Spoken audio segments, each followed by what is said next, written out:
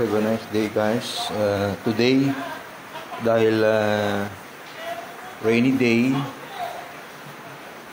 this month of November 25th, 2023. So, we will share paano po yung paggamit ng bagong inverter welding machine. So, this time, we bought a brand new inverter welding machine. Bali, makikita po natin yung specs nito. Ayan. Ito po yung specs ng ating inverter welding machine. Pag sinabing inverter, this is energy saver. Matipid po ito sa kuryente kumpara doon sa mga heavy duty inverter welding machine. So, this is a 350 amperes welding machine. So sa mga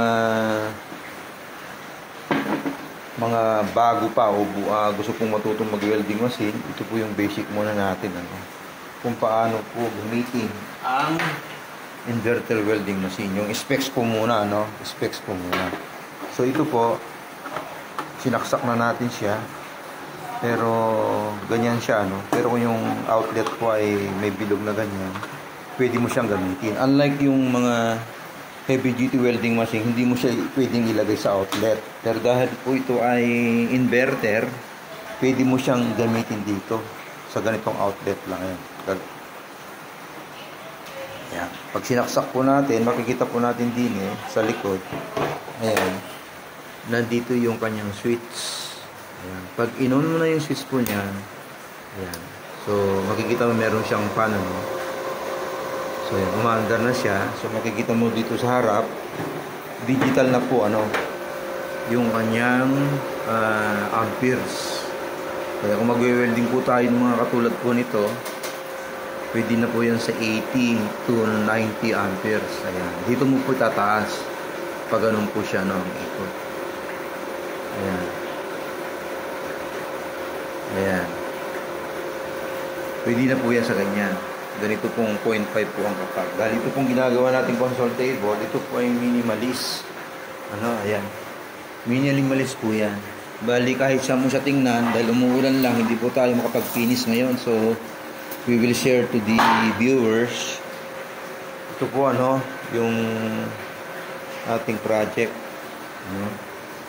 Ito po, bali na-primer na siya. Medyo i-retouch pa po natin. Full weld na po ito. Ayan.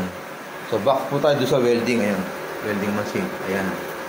Pag itataas mo pa, ayan, kung makapal po yung bakal, at doon po sa welding rod na ginagamit natin, yung special welding rod 6023, kung ibababa mo naman po ganyan. Pagka manipis po yung weldingin natin, ibababa po yung amperahe. Pag makapal naman po, tumataas na yan. Pag makapal na po. Yan po yung kagandahan ng inverter welding machine. Ito po ay mga portable. Ang halaga lamang po nito ay 3,000. Brand new. Meron po rin ibang mga brand na bibili lang po ito ng 2,000 plus, 2,500 po ganun. Ito po ay 3,000 plus. Brand new po siya. May warranty pa po. So ngayon, ganyan po. Pagka ito naman po yung kanyang nakalagay po dyan, yung negative, ito po yung ground. Pag ito po yung weldingin natin, ito naman po yung kanya, ito kinonvert na po natin yung TXNY. Then, ano po natin ito. Dahil na bumigay na po yung ating handle, ito na po yung gagamitin nating handle. Ayan. So, yan, umaandar po siya. So, pagpapatayin po natin, halimbawa tapos na tayo mag-welding, basic po muna tayo. Sa susunod pong topic ay paano po gumamit ng itong ordinary na welding rod. Pagpapatayin po ganun. Ayan.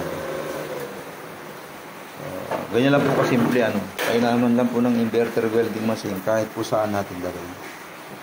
Pwede mo pong isaksak na ganyan. Pwede pong gamitin sa indoor dahil masyado po siyang magaan. Portable, kumbaga.